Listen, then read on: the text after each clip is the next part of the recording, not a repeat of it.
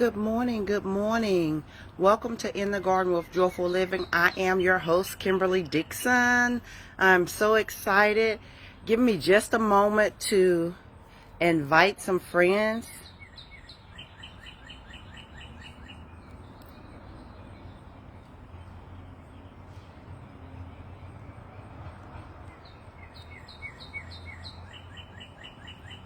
Facebook won't allow me to tag people before I go live anymore. I don't know why I got put in permanent jail, but it is what it is.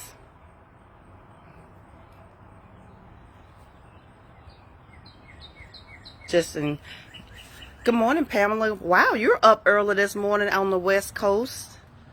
Thank you for joining us. And thank you so much for that kettle. You are such an amazing person. I squealed like a pig when I opened that package. But thank you so very much. We're going to go ahead and get started and let everybody see what's happening in the garden this week. So we still have the lovely petunias. Those are so pretty. Y'all remember the zucchini that were on the verge of death? Apparently something I did was right because they are bouncing back. Cucumbers is not really doing that well. So I live in the country, but the amount of bees that we have is very slim. I rarely see any out here. So the cucumbers that have been developing, they have died because of lack of pollination. So stop using Sevin dust and all the stuff in your yard to kill things, because it doesn't just kill the ants or whatever else insect you're trying to kill. It kills everything, and we need bees. But look at those Roma tomatoes. Absolutely gorgeous. This basil, fantastic. So the basil and some of the green onion I'm going to be using today because we're having a garden party later this evening. Jalapeno peppers and red hot cayenne pepper is getting down. Look at all those jalapenos. I don't know who is going to eat all of those, but I'm going to give away as much as I can, which leads me to the topic of, good morning, Sandra. So gardening is really about community. So when I first started gardening, I was doing it pretty much on my own as an adult. But the gray bins, all the plastic totes, those came from my cousin Tammy. The cherry tomatoes are still doing wonderful. The not sweet peas, the snow peas, as well as the zucchini seeds, they were a gift from my friend Bridget in Greensboro, North Carolina. The marigold seeds were a gift from my friend Sharon Williams McMichael from high school. She mailed those to me. Sweet banana peppers are doing well. This beautiful moss plant was a gift from my sister. Red bell pepper, still good. The birdhouse, I don't know if you can see the white birdhouse out there. That was a gift from my sister, Valerie. Green bell peppers, look at those bell peppers. They're getting ready, y'all, they're getting ready. The strawberry plant is doing well. There are the other zucchini plants that have bounced back. That one is doing the best of all of them. Look at that beautiful zucchini flower. My romaine lettuce and arugula lettuce, fantastic. Out of all the flowers on this other cucumber plant, that's the only cucumber I've gotten. All the others have died because of lack of pollination. So we want to make sure that we're doing things responsibly. See, there's a one there. That's what it looks like when it doesn't get pollinated. It just dries up and dies. So there, the asparagus and some petunias as well as marigolds. my spearmint. I'm going to be using that today in a watermelon salad. That salad is delicious. This strawberry plant is in ICU. I think it has a virus. It starts to look like it's recovering, and then it starts dying again. But I sat it here because I didn't want it to touch anything else. A calla lily, more spearmint. The little butterflies were a gift from my brother Malcolm. You see the butterflies around the garden. The wind chimes, they were a gift from my brother Malcolm. So as you can see, the garden is full of things and contributions from other people. So I don't know how many of you had families that gardened when you were growing up, but it wasn't just about, you know, each family having a garden on their own. It was a family garden. It was a big, huge, many times it was a big, huge plot of land. And the families together, they planted it, they weeded it, they harvested. I can remember being a kid and going in the kitchen and my aunts and great aunts all being in there together with tubs of green beans and tomatoes and cabbage and all different kinds of things that they were going to can and distribute among all of the families. So they operated as a community. Although they lived in separate homes, they had their own different individual families.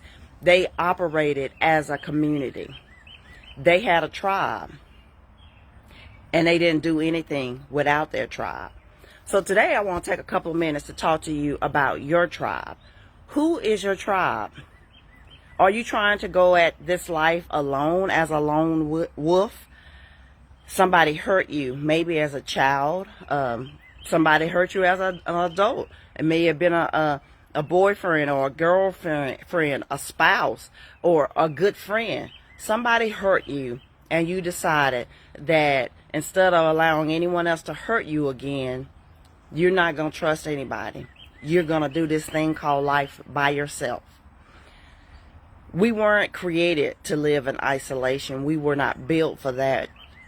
And that's a dangerous place to be, because what happens is you end up being lonely, and ultimately you look up and you are completely alone. You don't have any intimate connections. You don't have any friends. You are just isolated from the world. So you get your connection through social media, the internet, TV. But that is leaving out the social part of us. You don't have a community. You don't have a tribe. So I want to encourage you today to build your tribe. I want you to take a look at the people that are in your life. Who are the closest people that are in your life? Who are the people that you depend on? But this is what I want you to realize.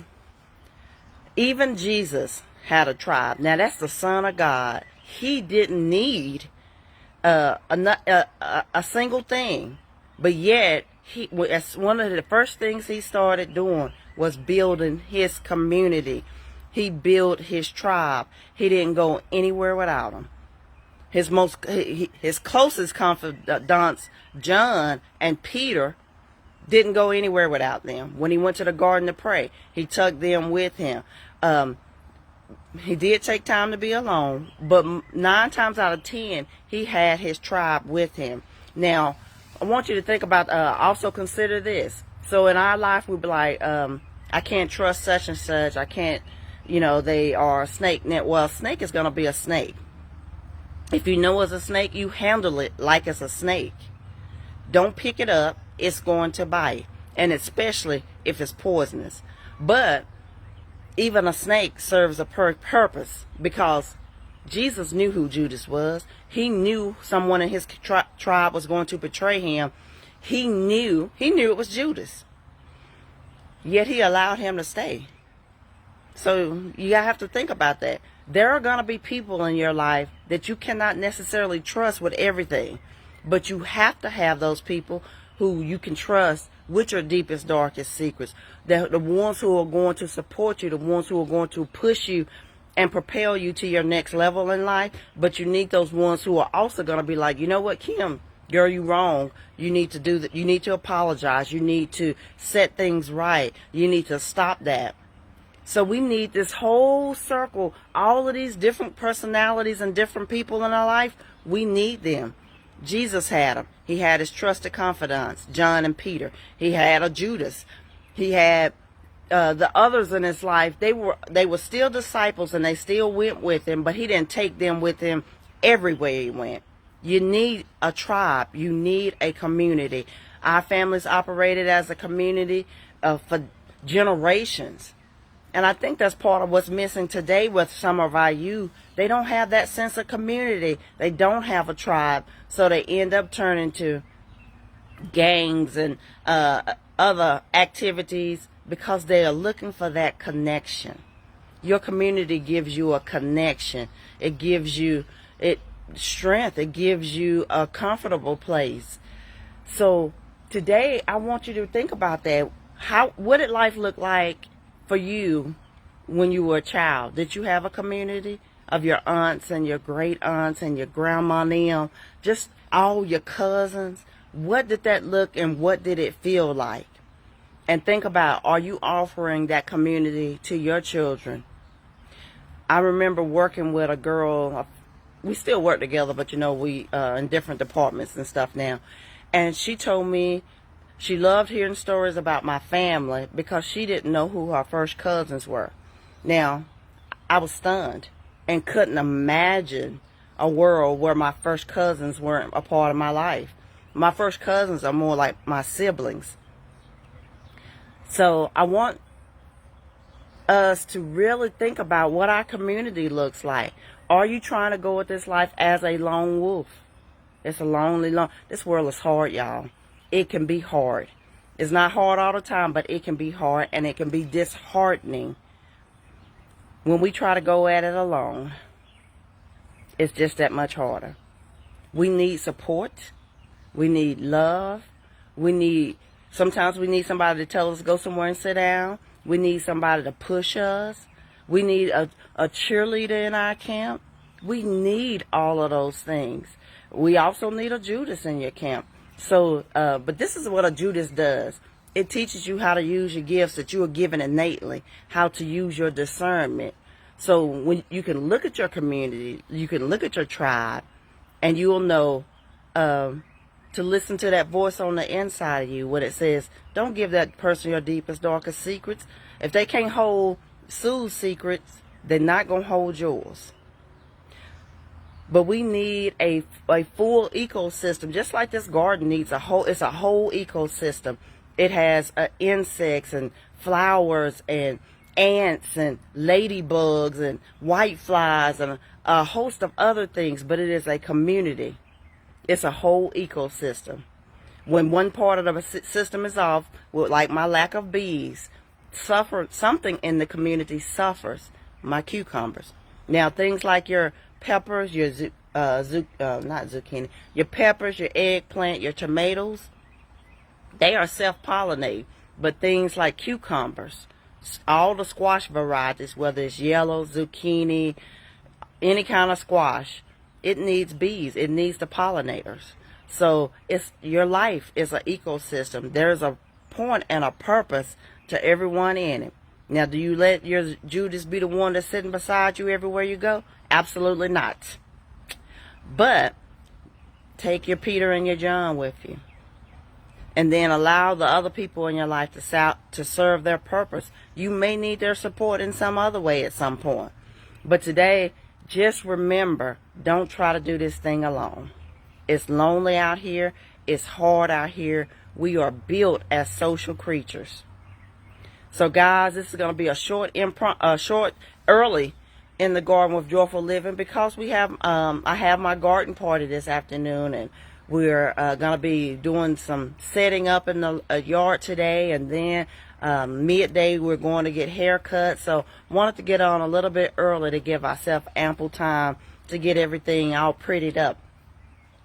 But guys, thank you for watching In the Garden with Joyful Living. I love you all so very much. I'll talk to you soon.